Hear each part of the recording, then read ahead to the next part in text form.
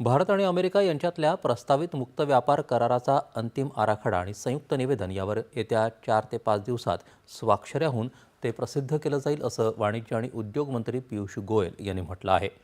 ते आज नवी दिल्लीत बोलत होते. भारत अमेरिका यांच्यातल्या कराराचं कायदेशीर प्रारूप मार्च महिन्यात येऊ शकेल असंही त्यांनी सांगितलं.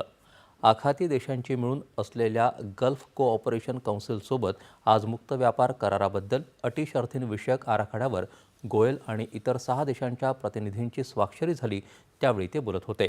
यात Bahrain, Kuwait, Oman, Qatar, Saudi Arabia आणि UAE या देशांचा समावेश आहे. या करारामुळे भारतीय वस्तू आणि सेवा क्षेत्र, MSME, कुशल मनुष्यबळ अशा सर्व क्षेत्रात संधी आणि गुंतवणूकही वाढेल असं गोयल यांनी सांगितलं. दोन भागीदारांमधला व्यापार आता $179 अब्ज पोहोचला आहे अशी माहिती त्यांनी दिली. एकीकडे भारत विकसित देशांसोबत व्यापारी संबंध दृढ करतोय तर दुसरीकडे आखाती देशांसोबतही उपलब्ध असलेल्या सर्व संधी विकसित करत आहे असं त्यांनी सांगितलंय. आतापर्यंत सरकारनं 8 मुक्त व्यापार करार केले असून अमेरिकेसोबतच्या 9व्या कराराचे तपशील लवकरच जाहीर करू असं त्यांनी सांगितलं. 38 विकसित देशांसोबत भारतानं हे करार केले आहेत असंही गोयल म्हणाले.